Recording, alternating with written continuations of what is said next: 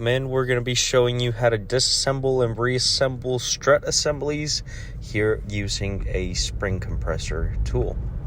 So first off, we're going to find the lowest possible point before the spring comes into contact with the seat. Once we can identify the seat and the insulator, now we are going to be placing the lowest possible point of the spring in the back arm, as we can see right here. We're going to go ahead and set the spring on the actual arm to the point where it sits nice and flush on the arm. We're going to bring in the two front arms, line them up with the spring.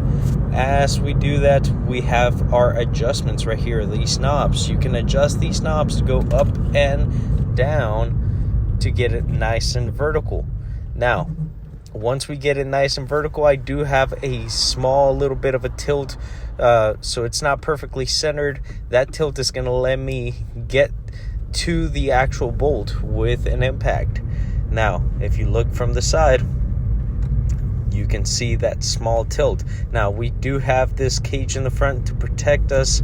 That way, if anything comes loose, it is tilted back and it's not going to come back and hit us in the face. We also have this back shield where we can stand behind just in case anything goes wrong. But now that we have that on, we are going to be placing the top arms. We have these notches which we can adjust the height. Once we get these height adjusted, now we are going to install the second one and the third one in the back.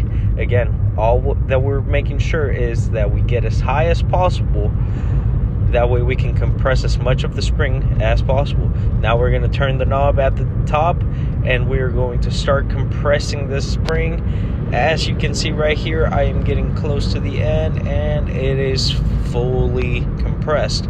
All of the tension of the spring is now reduced and this is no longer going to spring out. Now, if you look right here, the machine is actually maxed out, so I cannot go any further than that. We still have space on this side, but it's all nice and loose at the bottom, as we can see. We already have the separation of the spring and the actual strut assembly, the shock absorber part. So now we are ready to disassemble and remove this nut. I am using an impact here, but I just want to let you know, for the first one that you do, it is highly advisable to use hand tools. Now, notice that I am holding on to the edge of the strut with the actual spring as well. This is going to prevent it from falling and hitting your toes or anything like that. Now I can start disassembling the actual strut assembly, and we'll go over the parts here in a second. We have this dust shield, which is there to prevent any dust or debris. We have the insulator right here, which is going to be the rubber seat for the actual spring.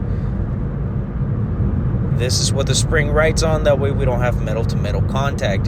And it does have these little small notches right here, that way you can line it up whenever you install it. Inside of here, we have the upper spring insulator. This upper spring insulator, again, it prevents the metal-to-metal contact, and we do have that indentation to keep in mind for the reassembly process. Everything else is a bearing. This is what allows your steering wheel to turn, your wheels to turn without any binding, since we no longer have an upper ball joint. Whenever these go bad, these typically cause memory steer. Inside of here, we have this Jounce bumper. So this Jounce bumper is literally there just for whenever you bottom out your vehicle. It has a soft place to land instead of making metal-to-metal contact. It is nice and plushy for it to compress. Now, whenever you are replacing these shock absorbers, these struts, it is typically only the shock absorber part. So now that we're starting the assembly process, now we're going to go ahead and lay out our parts, get the new ones that we're going to get replaced. We're going to be using this the insulator again. Right here, it has all of these notches which you want to line up, and if you notice, there is a drop off right there which matches with the rubber insulator. You want to make sure that that fits on there. There is also a notch right on the side right there where the insulator fits perfectly. Once that's in there, we want to make sure that the upper spring seat gets matched with the upper strut mount, and this dust cover fits perfectly with the notches. That way it can clip in. You'll hear a nice snap. Once it gets snapped in, now you are ready to reassemble everything back on. We're going to go ahead and bring our strut assembly back in, and we're going to line up the notch with the end of the spring seat, as we can see right there. And right before that, I did forget, for this to fit on there, I do have to put this upper strut mount, because it has the shield. Now we're going to have to assemble this first. We're going to line up the notches. Everything else is a bearing, so it doesn't really matter. The only thing that matters is the notch, the imprint that was already on there. So again, we're going to line this up. We're going to make it go all the way in. Once it's all the way in and we have it semi-lined up, now we can start to put in the bolt or the nut at the very top. Once that nut is in there, we're going to make sure that we line up the spring and the seat with the actual strut. Once we get it on there, now we can use our impact or hand tools to get that in there. The reason why I am using an impact is just to get that torquing. Now, I did not torque it down all the way with the impact. It is just there to make it easier for you. Now, after you line everything up, we're going to start decompressing the spring.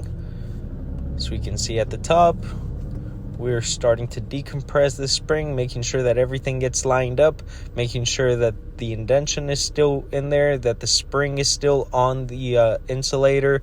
Once all of the tension has been removed, you can now go ahead and remove the spring. Now, this nut is still not torqued. So what I'm going to do is I'm going to grab my torque wrench, and notice that everything spins at the top. So you can grab a pry bar and hold it in place while I torque it down.